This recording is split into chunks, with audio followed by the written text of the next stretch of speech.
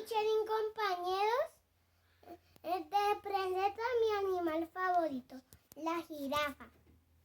La jirafa tiene 4 patas. Mira el calefón. Tiene 4 patas.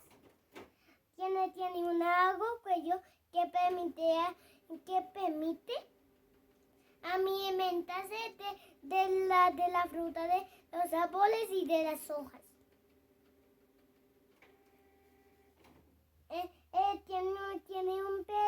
Tiene corto pelaje que lo protege del sol, el frío y la lluvia.